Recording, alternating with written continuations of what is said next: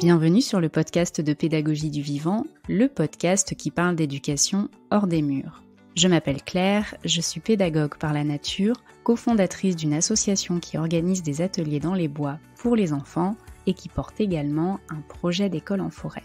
Je crée des supports pédagogiques autour du monde vivant et je suis aussi et surtout maman depuis 2 ans. Chaque semaine, je partage un nouvel épisode, seul ou accompagné. Parents, familles, professeurs des écoles, éducateurs, animatrices. Les conversations avec ces invités ont pour ambition de faire découvrir davantage l'éducation des enfants en extérieur et de parler du lien à la nature si précieux pour leur développement. Vous pouvez aussi me retrouver sur Instagram, Pédagogie du Vivant, tout attaché. Je vous souhaite une très belle écoute. Aujourd'hui, je vous propose un échange avec Amandine, professeure des écoles depuis 15 ans, qui depuis plusieurs années fait classe dehors, une demi-journée par semaine dans un bois et aussi régulièrement que possible dans la cour de l'école.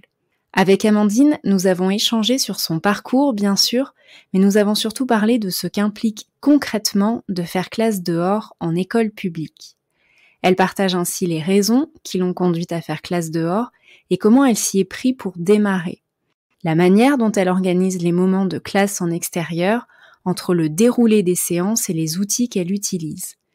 Les changements aussi qu'elle a pu observer chez les enfants, ainsi que ce que lui apportent ces moments de classe en extérieur. Enfin, Amandine adresse quelques conseils aux enseignants et enseignantes qui souhaitent à leur tour se lancer dans cette belle aventure. J'espère que cet épisode vous plaira et je vous laisse le découvrir sans plus attendre. Salut Amandine, bienvenue sur le podcast. Je suis très contente de te recevoir aujourd'hui, d'autant que tu ouvres les épisodes au sujet de l'école dehors. Donc je suis ravie qu'on aborde ce sujet ensemble aujourd'hui. Merci de m'avoir invitée. Où est-ce que tu habites Amandine et qu'est-ce que tu fais dans la vie ?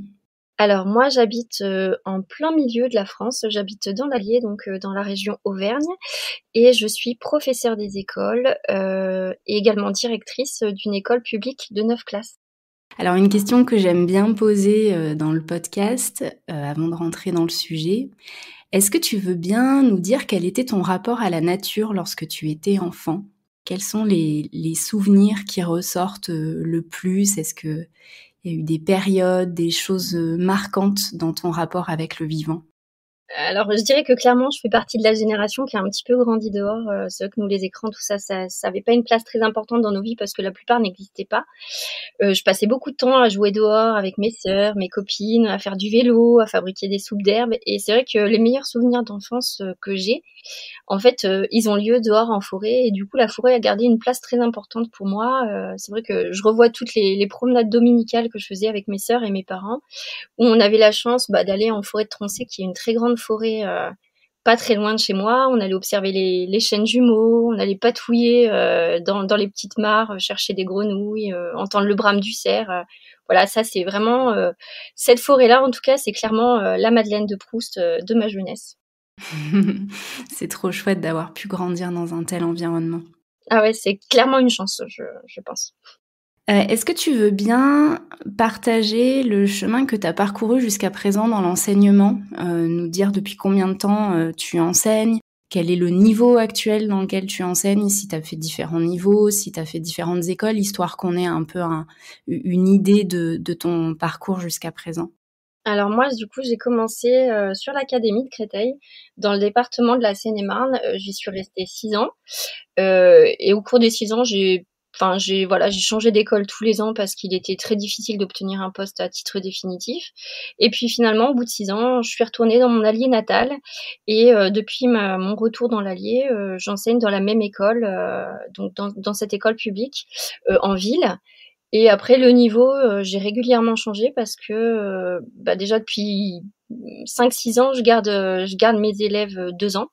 Donc forcément, ça m'oblige à changer de niveau. J'ai eu des cycles 3, des cours doubles avec des CE1, des CM2. Voilà, là actuellement, j'ai des CE2 qui étaient donc mes CE1 de l'année dernière. Et là, cette année, c'est ma 15e rentrée. Voilà. Je commence à avoir un petit peu de parcours. Et du coup, aujourd'hui, si on est réunis toutes les deux, c'est parce que tu fais classe dehors, en partie, dans ta semaine. Comment t'es venue l'envie de faire classe dehors? En fait, enfin, ça faisait des années que j'observais, voilà, les pratiques scandinaves de la classe dehors. Et puis c'est vrai que le confinement m'a beaucoup aidé à me lancer en fait. Enfin, je me rappelle pendant le confinement, bah déjà moi j'ai la chance d'habiter à la campagne, donc je pense que je l'ai beaucoup mieux vécu que mes petits élèves qui habitaient dans les HLM. Et ça, j'en étais parfaitement consciente. Et lors en fait, de la deuxième phase, je crois, ou troisième phase de confinement, en fait, l'école était ouverte, mais on n'avait pas le droit de sortir en fait en dehors des temps d'école. Et là, je me suis dit, ben, il faut vraiment que dans ces temps d'école, les élèves puissent aller dehors, en fait, puisqu'ils n'avaient plus accès à l'extérieur. Et là, je me suis dit, ben, c'est clairement le moment de se lancer en classe dehors. Voilà, ça faisait des années que voilà, j'observais, mais sans oser finalement y aller. Et là, ça m'a mis un petit peu le petit coup de pied aux fesses qui me manquait pour démarrer, en fait. Ouais, je crois que ça a été le cas de beaucoup de professeurs des écoles. Le déclic a été cette période de confinement où les enfants, quand ils étaient à l'intérieur, ils devaient aussi porter les masques, alors qu'à l'extérieur, on pouvait s'en passer. Et ça a été un élément déclencheur pour beaucoup dans les expériences que j'ai pu entendre. Alors, confort qu'ils avaient plus du tout en classe. Donc, et puis je trouvais que justement le sentiment de peur où ils osaient plus trop s'approcher les uns des autres, en fait, la nature, elle enlevait tout ça en fait. On retrouvait une certaine sérénité et une certaine normalité en fait. Une spontanéité aussi dans les rapports les uns aux autres. Ouais, tout à fait. Alors au démarrage, est-ce que tu as dû faire des démarches particulières pour faire classe dehors? Est-ce qu'il y a eu des demandes d'autorisation? Comment, par quoi tu as commencé? Alors en fait, pour faire classe dehors, c'est hyper simple. Il y a juste une demande d'autorisation de sortie à faire à la direction de son école. Alors moi, dans mon cas, c'était encore plus simple puisque je savais que j'allais me l'accepter. Mais sinon, il y a juste un document à remplir et à faire valider par sa direction en amont de la sortie, en expliquant bah, où est-ce qu'on va, à quelle heure, avec qui on sort, combien d'élèves. Franchement, c'est un document qui est très simple à remplir et il faut pas que ce soit un frein pour sortir en fait. Et dans ton cas, il est où le lieu dans lequel tu amènes ta classe? Alors moi, je sors dans un bois. En fait, mon école est en ville, mais on a la chance d'avoir un bois à peu près 1,5 km, 2 kilomètres de l'école. Et donc, quand on sort, en fait, on va toujours dans ce lieu. J'ai essayé d'autres lieux, mais qui finalement étaient encore trop urbanisés, des parcs, et finalement, il y avait trop de passages de voitures. Voilà, on va dire que les élèves avaient moins de liberté. Et ce bois, bon, ça nous oblige à marcher presque 2 kilomètres, mais finalement, il apporte vraiment ce côté nature que je recherchais et cette liberté de mouvement et voilà, des élèves, en fait. Est-ce que tu te souviens de ta toute première séance de classe dehors? Alors j'avoue que quand j'ai regardé tes questions, sur le coup, en fait, ça me paraissait tellement loin parce que c'est déjà la 4e année scolaire du coup que je sors. Et en fait, ouais, je m'en souviens, c'était une séance qui était hyper cadrée, vraiment plutôt rassurante. C'était presque une séance que j'aurais pu faire dans ma classe, mais en fait, voilà, je l'ai faite dehors. C'était une séance où j'avais distribué des lettres à mes élèves et des lettres de l'alphabet, et ils devaient chercher des éléments de la nature qui commençaient par cette lettre. Donc à l'époque, j'avais des CP et des CP CM1 je crois, et du coup ils devaient ensuite, une fois qu'ils avaient trouvé l'élément naturel, donc on photographiait pour garder une trace, et après ils devaient se ranger physiquement dans l'ordre de l'alphabet. Voilà, c'était un truc hyper rassurant, très cadré finalement, que j'aurais pu faire n'importe où, mais que voilà, j'ai fait dehors parce que voilà, j'avais envie de sortir, et le fait que ce soit hyper cadré, bah moi ça me procurait quand même un certain confort, on va dire. Ouais, ça devait être rassurant. Ouais, voilà. Alors aujourd'hui, dans ton quotidien, dans ta semaine, comment est-ce que tu organises la classe dehors? Est-ce que vous sortez tous les jours ou est-ce que tu fais ça sur des jours en particulier? Alors la vraie séance entre guillemets de classe dehors, c'est-à-dire celle où je me déplace jusqu'au bois, c'est tous les vendredis après-midi. Voilà, depuis le début j'ai commencé, c'est toujours le vendredi après-midi, parce que ça me permet de clôturer ma semaine de façon plus sereine. C'est souvent des temps qui en classe sont plus compliqués parce que les élèves, voilà, ils ont la fatigue de toute la semaine. Il y a souvent plus d'agitation, et voilà, ça c'est calé, c'est tous les vendredis après-midi. Voilà, les seuls freins qui font que je ne sortirai pas, c'est le vent ou l'orage. Sinon, qu'il pleuve, qu'il neige, voilà, on sort par tous les temps. Et après, dans ma semaine, je rajoute aussi des séances séances que je peux faire dans la cour de l'école, qui sont dehors mais pas au bois. Et là, en fonction là, c'est un petit peu variable en fonction du programme de ma journée. Ça peut être de la lecture dehors, de la conjugaison. Voilà, ça c'est très variable d'une semaine à l'autre. Mais dès que je peux caler des séances en plus dehors, même si c'est dans la cour, en fait, je le fais. Et est-ce que tes séances, elles présentent un déroulé particulier? Alors en fait, donc, les séances, elles commencent toujours forcément par le trajet. Donc ça, c'est quand même un temps que j'affectionne particulièrement. Même si voilà, ça dure à peu près 2 kilomètres, en fait, c'est un temps qui est vraiment privilégié avec les élèves. Parce que du coup, je vais pouvoir aller discuter en fait avec chacun d'entre eux. Ça me permet vraiment de les voir sous un autre angle et vraiment de parler à l'enfant et pas à l'élève en fait. Et ça, c'est hyper important, je trouve, pour vraiment créer du lien avec ses élèves. C'est un moment privilégié, voilà. Et ensuite, une fois qu'on arrive au bois, en fait, ça se présente un petit peu toujours de la même façon. Je leur demande de prendre quelques minutes où ils peuvent s'asseoir ou pas, s'isoler. Enfin voilà, ils se placent où ils veulent. Et par contre, la consigne, c'est toujours la même. C'est je veux qu'ils prennent un temps pour observer ce qui a changé, pour sentir, pour ressentir le moment et voilà, pour accueillir un petit peu toutes les émotions qui peuvent les traverser, prendre le temps d'écouter les bruits qu'ils peuvent entendre, prendre le temps de sentir les nouvelles odeurs parce que parfois, il a plu donc il y a des odeurs différentes. Parce que là, ça commence avec le début de l'automne donc voilà, l'odeur du sous-bois est beaucoup plus forte que les fois précédentes. Donc toujours ils prennent ce temps. Ensuite, on prend un petit temps, voilà, pour que chacun puisse exprimer ce qu'il a ressenti, ce qu'il a observé. Et ensuite, un temps d'activité un petit peu dirigé ou pas, en fait, ça dépend des fois. Ça peut être donc des activités que j'ai prévues, ou alors, il s'est passé un truc, on a vu quelque chose sur le trajet, et là, en fait, ça modifie complètement le cours de la séance, et on va partir là-dessus. Et la séance de classe dehors va se terminer par un temps de gratitude ou de bilan. En fait, soit on a envie d'exprimer une gratitude sur le temps de classe dehors, soit on a envie de faire un petit bilan pour dire voilà ce qu'on a appris, parce que c'est vrai que des fois, comme on est en jeu libre, ils se rendent pas toujours compte qu'ils ont appris quelque chose, et donc c'est à moi en tant que pédagogue de leur faire verbaliser qu'ils ont quand même appris quelque chose en fait, pour qu'ils comprennent que c'est toujours une séance d'apprentissage quoi qu'il arrive. D'un point de vue pratique, tu es la seule adulte quand tu vas au bois avec tes élèves? Alors non, je sors toujours accompagnée. Je suis sortie quelques fois pas accompagnée, mais c'est vrai que c'est toujours plus confortable d'être au moins 2. Ne serait-ce que, voilà, s'il y a un accident, c'est plus confortable d'être 2, hein. C'est vrai d'autant que quand on est le seul adulte garant, voilà, hein, enfin, on peut trébucher, c'est toujours un petit peu plus compliqué, même si en proche école, on a l'autorisation de sortir tout seul. Oui, comme tu dis, c'est au cas où il y ait à un moment donné une blessure, c'est sûr que c'est plus confortable pour les adultes d'être 2 que seuls à gérer le groupe et la blessure. Ça m'est arrivé il y a pas très longtemps, je sortais seule et j'ai dû appeler les pompiers parce qu'un élève a fait un malaise, donc c'est là que je me suis dit que finalement je ne sortirai plus seule. Voilà.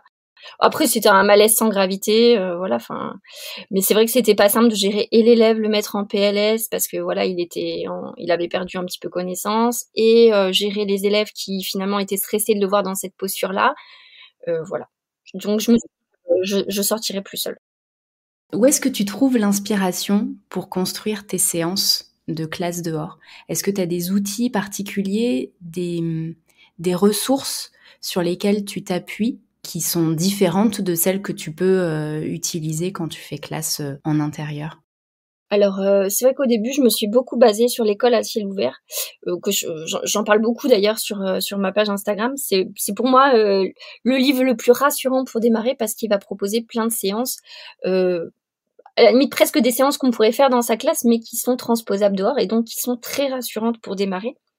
Et finalement maintenant, dans toutes les séances que je construis, en fait, je les construis moi-même, parce que j'ai commencé à acquérir un petit peu de bagage par rapport au vivant. Mais sinon, je me documente beaucoup, voilà, plutôt sur des livres naturalistes, des petits cahiers, je connais les oiseaux, je reconnais les arbres, voilà, qui sont pas forcément des cahiers de classe en fait, mais qui vont me servir d'appui, moi, pour avoir des connaissances et ensuite pouvoir les transposer, voilà, avec mes élèves. Ces connaissances-là, tu en avais déjà avant de te lancer dans la classe dehors, les connaissances naturalistes? Franchement, les choses de base, quoi. Je savais reconnaître un merle, un rouge-gorge.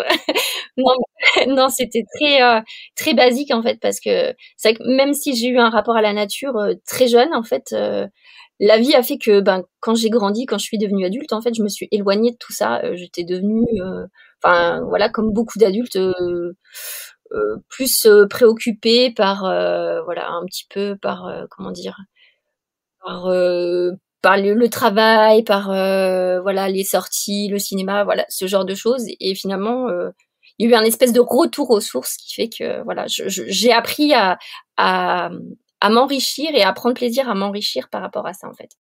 Et du coup, ça t'a pas freiné pour te lancer? Parce que parfois, les retours que je peux avoir, alors j'accompagne les enfants dans un autre cadre, mais rien que les familles, des fois, me disent, mais moi, j'y connais rien, je sais pas reconnaître les oiseaux, alors qu'est-ce que je vais dire à mon enfant quand on va sortir, quand on va voir un oiseau? Je trouve que c'est important de rappeler qu'on n'a pas besoin d'avoir des connaissances particulières pour se lancer. Et en fait, on apprend au fur et à mesure avec les enfants en plus. C'est exactement ça, en fait. Au début, j'avais finalement peu de compétences et le fait de sortir finalement m'a donné envie de développer ces compétences. Mais c'est vrai qu'au début, quand les élèves me demandaient c'est quoi sa maîtresse, bah c'est vrai que maintenant on a la chance entre guillemets d'avoir les téléphones et en fait je leur disais tout simplement je ne sais pas, on va regarder ensemble. Et c'est vrai que par le biais d'applications, des fois juste avec le chant des oiseaux, on arrive à savoir de quel oiseau il s'agit. Quand on peut photographier un animal, on peut savoir de quel animal il s'agit. Donc sur le coup, voilà, on faisait ce travail de recherche pour l'identification. Et après en classe, on cherchait un petit peu davantage d'informations sur l'oiseau qu'on avait pu voir ou sur l'animal qu'on avait pu observer, en fait. Après, je pense qu'il faut savoir aussi rester très humble. C'est pas parce qu'on est la maîtresse, en fait, qu'on sait tout.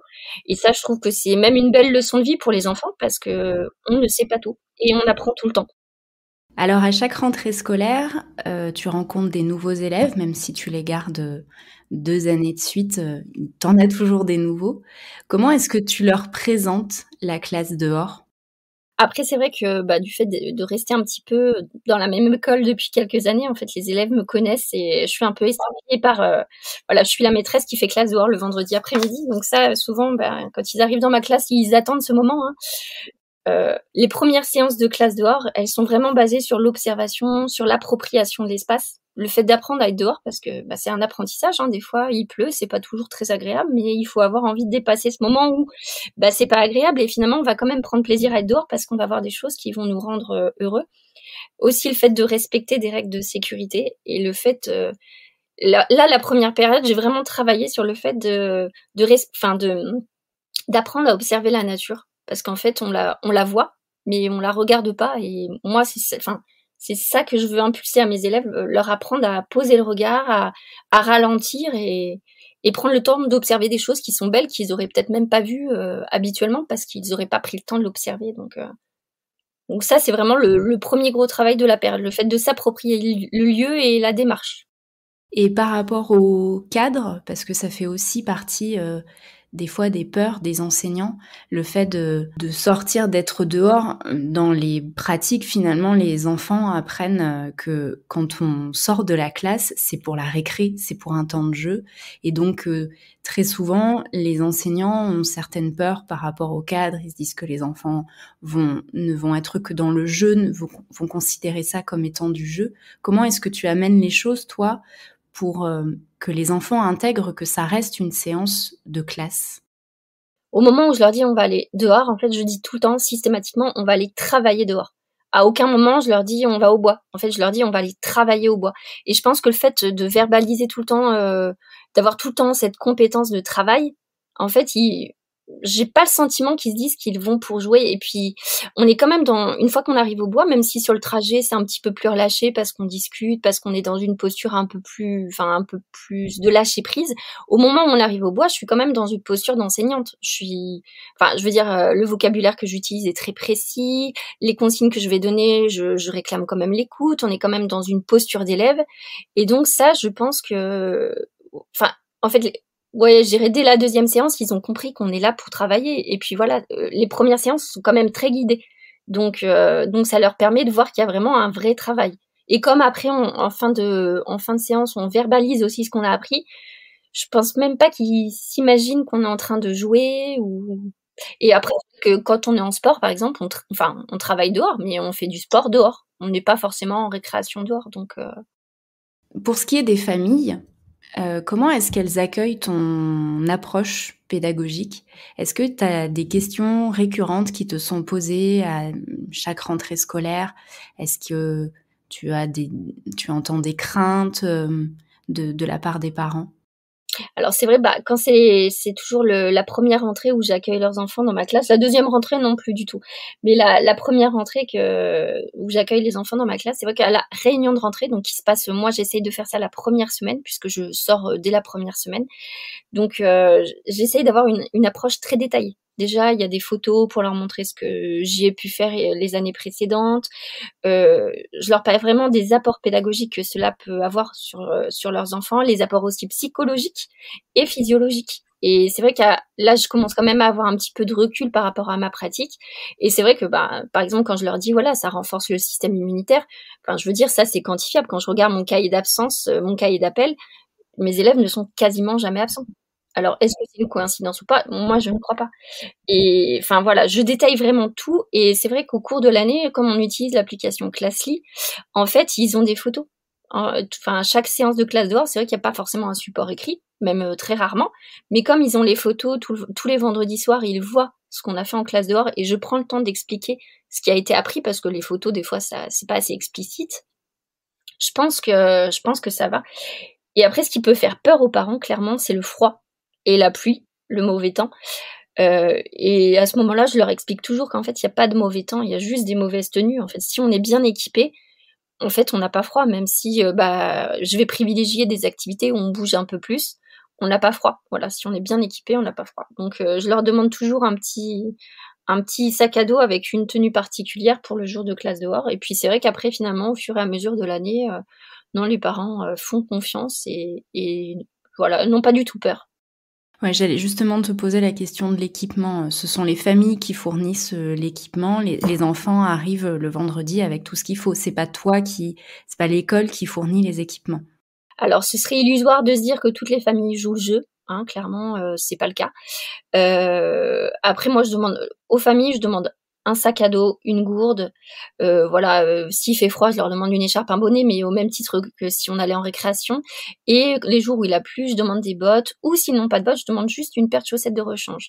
Après, j'ai un stock que j'ai récupéré de mes enfants. Parce que voilà, ils ont grandi et c'est vrai que j'ai un petit stock de bottes, de kawaii, de paires de baskets de rechange. Et là, cette année aussi, la petite nouveauté, c'est qu'on a décidé de financer avec la coopérative scolaire de l'école l'achat de combinaisons exprès pour la classe dehors. Et donc, comme j'en ai commandé 31, là, j'ai de quoi équiper tous mes élèves et au moins, je suis sûre que tous les élèves sont bien équipés. Mais voilà, ça, c'est récent. Enfin, là, c'est la 4e année de classe dehors. Les 3 années précédentes, je me débrouillais avec ce qu'on avait. Après, c'est vrai qu'il faut pas hésiter à aller. Les enfants changent tellement souvent de vêtements qu'il y a toujours des gens qui sont prêts à donner des vêtements qu'ils n'utilisent plus. Moi, dans le cadre de l'association, c'est ça, c'est que du don. On demande aux familles d'équiper les enfants, mais parfois il y a des oublis ou le temps change et donc on a toujours un petit stock de vêtements et ce sont des vêtements qui nous ont été donnés de dépannage. Et c'est vrai qu'on n'a pas besoin d'investir au départ dans des super combinaisons, ça peut venir plus tard. Et puis ça permet aussi de voir finalement à quel moment on a vraiment besoin d'être bien équipé. Parce que typiquement au printemps et à l'automne, quand il fait doux, on n'a pas forcément besoin, même si le temps est humide, on n'a pas besoin d'être couvert de la tête aux pieds. On peut aussi accepter d'avoir les vêtements un peu mouillés tant qu'on a un change derrière. Des vêtements techniques, c'est pas nécessaire à chaque fois, quoi. Non, pas du tout. Et puis, c'est vrai que là, les 3 années précédentes, j'ai fait 100. Et là, l'idée, c'était que j'avais aussi d'autres collègues qui avaient peut-être envie de se lancer. Et donc, je me disais qu'en ayant des combis, justement, ça les freinerait peut-être moins. Voilà. Et après, voilà, comme on a 9 classes, les 31 combis, voilà. L'idée, c'est que ça puisse être partagé, quoi. Mais c'est vrai qu'entre les oublis de kawaii à l'école, enfin, il y a tellement d'élèves qui oublient leurs blousons et qui viennent jamais les chercher. En fait, il y a toujours du stock dans les écoles de blousons, voilà. Et justement, puisque t'en parles, tes collègues, est-ce qu'elles font classe dehors aussi? Alors, au début, donc j'étais la seule à me lancer et puis après ma collègue du dispositif Ulysse a suivi. En fait, très rapidement, elle a suivi et donc elle aussi, ça doit être ça doit être sa 3e année, je crois, de classe dehors et là, j'ai des nouvelles collègues aussi qui commencent à aller dans la cour, à se dire: «Ah bah tiens, pourquoi pas? Est-ce qu'une fois je pourrais t'accompagner?» Donc ben, je suis super contente de voir que l'idée se répand, en fait. Et puis ça, c'est vrai que c'est souvent une demande des enfants des autres classes, en fait. Quand ils nous voient sortir, bah, c'est vrai que mes voisins de classe, quand le vendredi après-midi, ils me voient sortir, c'est vrai qu'au moment du conseil d'élèves ou voilà, qu'il y a un conseil coopératif, souvent il y en a qui demandent, ouais. Qu'est-ce que ça t'apporte, toi, de faire classe dehors? Clairement, ben, un bien-être. Déjà moi en tant que personne, j'aime beaucoup être dehors. Enfin, c'est un besoin, pour moi, c'est viscéral. Il y a pas une semaine où enfin, même, je veux dire à titre personnel, il faut que j'aille dehors. C'est comme ça, enfin voilà, je ressens ce besoin et puis c'est vrai que dans ma pratique enseignante, ça m'apporte une posture qui est complètement différente par rapport à mes élèves. Voilà, je suis plus dans une posture d'accompagnement, d'observation finalement et de lâcher prise, hein. Mais ça, c'est venu avec les années, on va dire, parce qu'au début, j'étais pas du tout dans le lâcher prise, j'étais plus dans le contrôle parce que ça me faisait un peu peur, mais pas trop. Et puis c'est vrai que par rapport aux élèves, bah, je suis beaucoup plus sereine, beaucoup plus proche d'eux, voilà, avec le temps de trajet fait que, ben, j'apprends des choses sur l'enfant et pas que sur l'élève et ça, c'est vraiment chouette. Et puis, ben, je pense que quand on fait classe dehors, c'est parce qu'on aime la nature et on est sensible aussi à la nature. Et le fait de me dire que je les accompagne dans une posture de futur adulte qui sera certainement différente de certains adultes que je peux voir aujourd'hui, en fait, ça me réconforte. Je me dis: «Bah, voilà, tout n'est pas perdu». Eux, je sais que plus tard, ils auront un rôle, ils deviendront des adultes meilleurs et je suis convaincue qu'ils feront leur part par rapport à l'environnement. Et déjà, je vois par rapport à leurs parents, des fois, ils ont des petites remarques ou ils ont une sensibilité par rapport aux déchets qui traînent par terre. Enfin, il y a aucun de mes élèves qui jette un déchet par terre. Et ils sont même choqués quand ils voient des déchets par terre. Ce qui n'est pas forcément le cas des élèves d'autres classes parce qu'ils ont pas appris à aimer la nature. Donc, quand on n'aime pas la nature, en fait, on la respecte beaucoup moins. Alors que quand on a appris à l'aimer, à la chérir, je pense qu'on a beaucoup plus à cœur d'en prendre soin, en fait. Et chez les enfants, étant donné que tu as eu une expérience finalement d'une dizaine d'années où tu pratiquais pas la classe dehors et maintenant tu as ton bagage de 4 années, est-ce que tu observes une différence dans les apprentissages des enfants, dans leur posture à eux? On parle souvent de la posture de l'adulte, mais est-ce que toi, tu as vu une évolution, dans tes élèves autre que, cet amour pour le vivant, pour la nature qui portent en y étant plongés, mais plus par rapport aux apprentissages, à leur attitude en classe? Alors je dirais que c'est difficile de savoir si c'est que la classe dehors ou le fait aussi de travailler en classe flexible et donc te permettre, déjà une posture qui est complètement différente de l'élève. Mais c'est vrai que voilà, ça c'est deux arcs, on va dire, 2 cordes à mon arc que j'ai. Je me rends compte en tout cas avec les élèves, déjà il y a pas de, comment dire? Il y a pas de rapport d'autorité avec l'adulte en fait. Ils osent poser les questions, ils sont curieux, ils coopèrent beaucoup aussi entre eux. Enfin, je trouve que enfin, en fait, je ne gère jamais de conflit dans ma classe. Non pas que les élèves soient tous parfaits et qu'il y ait pas de enfin, en fait, ils apprennent à s'aimer les uns des autres et ils apprennent à s'entraider et ça, je suis persuadée que le fait d'aller en classe dehors, d'avoir souvent le dépassement de soi, ils ont pas peur de l'erreur, tout ça, enfin, ils y vont et ça, je pense que ça a joué, ouais, sur leur posture. Le fait d'oser essayer, le fait d'aller jusqu'au bout des choses, la persévérance, voilà, bah, clairement, quand on passe 3 heures sous la pluie, faut être persévérant donc je suis persuadée qu'après ça se répercute aussi en classe, et j'ai déjà eu des élèves avec des troubles de l'attention et le fait d'aller dehors, ça les apaisait vraiment et finalement le vendredi matin, ils avaient peut-être plus envie de se concentrer à essayer d'aller repousser un peu leurs limites parce qu'ils savaient que le vendredi après-midi, voilà, ils allaient pouvoir relâcher un petit peu plus en nature. Et du coup, une question qui me vient, tu fais classe, le vendredi après-midi. Est-ce que tu as envisagé de faire plus de temps en extérieur? Alors, tu sors quand même régulièrement dans la cour de récré, mais le fait d'aller au bois, est-ce que tu as envisagé de le faire plus souvent dans ta semaine? Alors, moi, j'ai une décharge de direction, hein, comme je suis la directrice de l'école, c'est-à-dire que je suis dans ma classe à mi-temps. Donc, quand c'est la fin de l'année qui fait voilà que je sais que j'ai bien avancé dans mon programme, je me permets d'y aller à la journée, par exemple. Après, non. Non, parce que je me dis 2 jours, que j'ai que 2 jours finalement dans ma classe, à temps plein et c'est vrai que le matin, je fais vraiment les apprentissages fondamentaux et j'ai besoin de certains outils que je pourrais pas utiliser en classe dehors. Donc pour l'instant non. Peut-être si j'avais ma classe à temps plein, je pense que oui, clairement, je sortirais au moins 2 après-midi dans la semaine, peut-être une journée entière même. Mais là, c'est vrai que le fait d'avoir une décharge de direction, ça complique un petit peu les choses.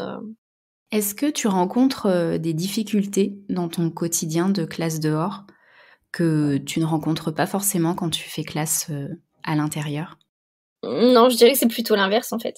Je dirais plutôt qu'en classe, des fois, on rencontre des difficultés qu'on n'a plus du tout en classe dehors, notamment, bah, ça peut arriver, surtout en début d'année, quand les élèves, ben voilà, quand les élèves sont pas encore habitués, bah des fois ils ont des comportements un petit peu, on va dire, ils sont un petit peu, comment dire, tatillons les uns avec les autres, un petit peu tendance à se chercher, ou alors ils ont du mal à maintenir leur attention.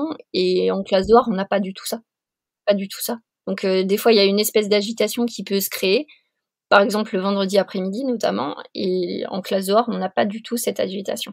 En fait, la plupart des comportements qui pourraient être un petit peu plus difficiles à gérer, ils disparaissent complètement en nature. Tu parlais des apprentissages fondamentaux.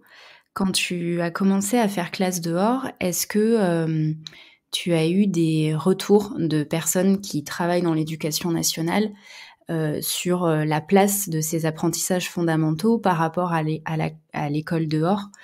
C'est une question qui est récurrente, le fait de pouvoir appliquer le programme en étant dehors.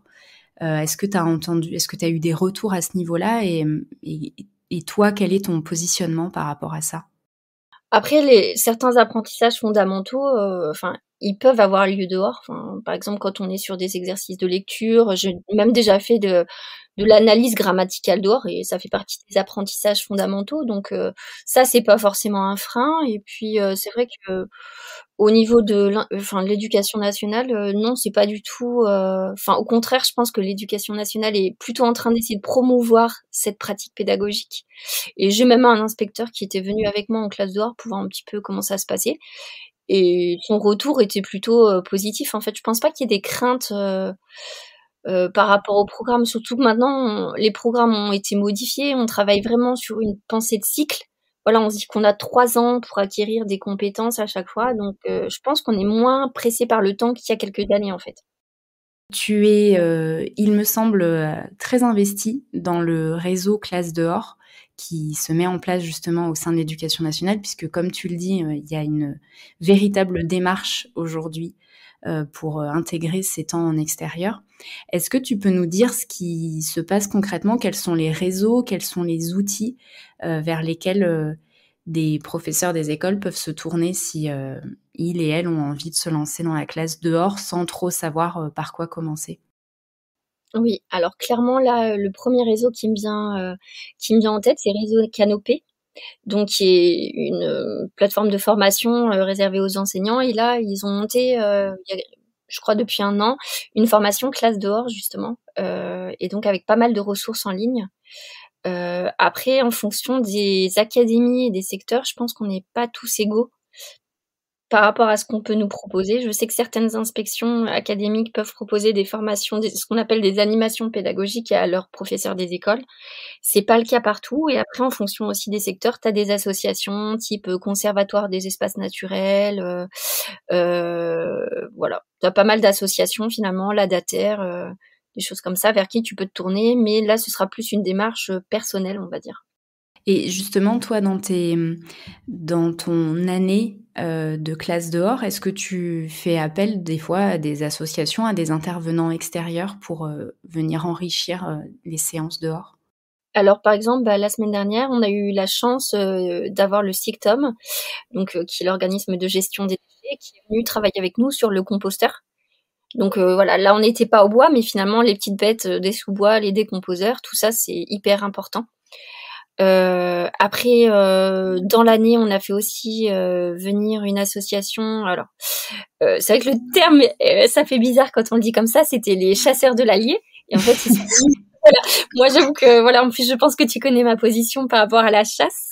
Et j'ai été agréablement surprise de voir quelqu'un de très passionné et qui est venu nous parler de la migration des oiseaux. Et c'est vrai que sur le coup, bon, quand j'ai vu estampiller l'association des chasseurs, je me suis dit, oh là, et en fait, pas du tout. C'était vraiment quelqu'un qui aimait les animaux et qui était très calé. Et donc, on a appris à faire des nids pour les hirondelles. C'était hyper chouette.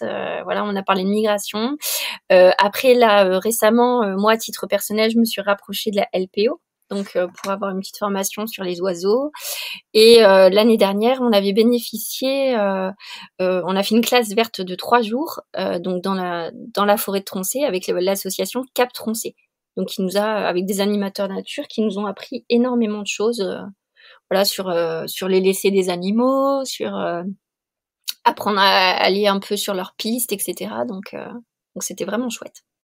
Ouais, c'est vrai qu'il faut pas hésiter à se rapprocher des acteurs locaux. Alors comme tu dis, suivant les territoires, on n'est pas forcément desservis de la même manière. Mais bon, globalement, quand même, tu cites la LPO. La LPO, elle est présente dans tous les départements français. Après, les formations et les animations sur le terrain ne se font pas aussi régulièrement partout. Mais il se passe beaucoup de choses au niveau local. Il y a plein d'acteurs locaux. Les communes, parfois, aussi mettent des choses en place. Et c'est vraiment un super moyen pour avoir plein d'outils. Et puis oui, pour avoir des fois des intervenants extérieurs qui viennent apporter un autre regard et apprendre plein de choses comme voir comment font les oiseaux pour faire leur nid. Donc se tourner vers le réseau local, c'est aussi très riche.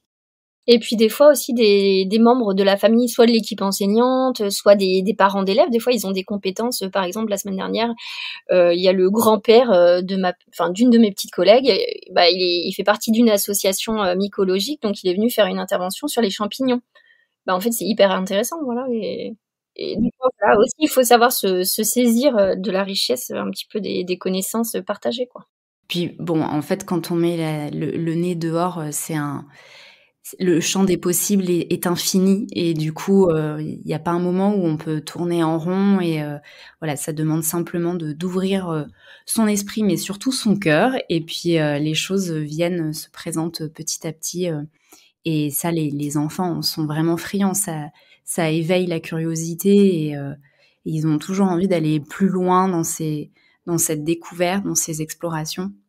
Et puis, je suis toujours agréablement surprise de me rendre compte que même s'il y a pas de trace écrite, en fait, ils retiennent énormément de choses. Énormément de choses. Et ça, c'est vrai que c'est souvent le retour que les parents m'en font.